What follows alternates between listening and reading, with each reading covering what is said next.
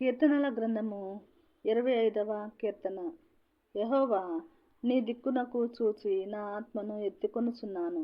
నా దేవా, నీ యందు నమ్మిక ఉంచియున్నాను. నన్ను సిగ్గుపడనీయకుము. నా శత్రువులను నన్ను గూర్చి ఉత్సహింపనీయకుము.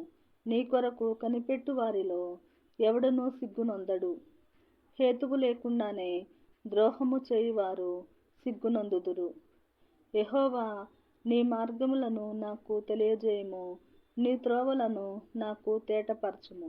నన్ను నీ సత్యమును అనుసరింపచేసి నాకు ఉపదేశము చేయుము. నీవే నా రక్షణకర్తవైన దేవుడవు. దినమెల్లా నీ కొరకు కనిపెట్టుచున్నాను.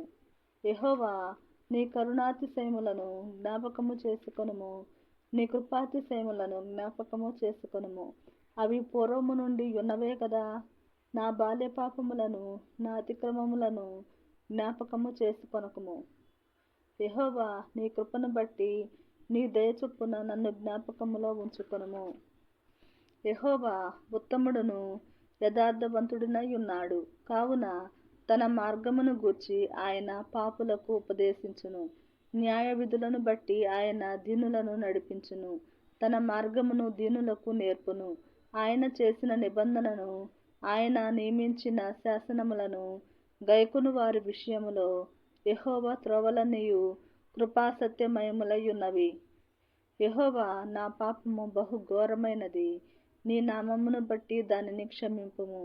యెహోవా యందు భయభక్తులు గల వాడెవడో వాడు కోరుకొనవలసిన మార్గమును ఆయన వానికి బోధించును.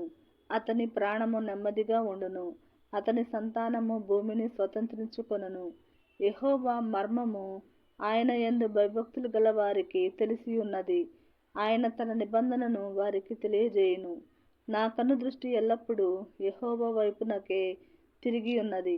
ఆయన నా పాదములను వలలో నుండి విడిపించును. నేను ఏకాకిని, బాధపడువాడను.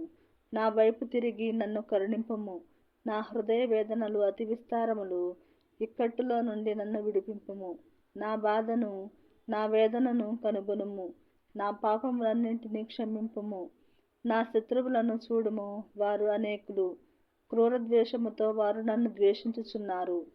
నేను నీ శరణు జొచ్చియున్నాను. నన్ను సిగ్గుపడనీయకుము.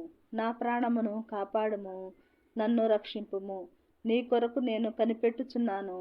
యథార్థతయు నిర్దోషత్వమును నన్ను సంరక్షించునుగాక. దేవా, వారి బాధలన్నింటిలో నుండి ఇశ్రాయేలీయులను విమోచింపుము.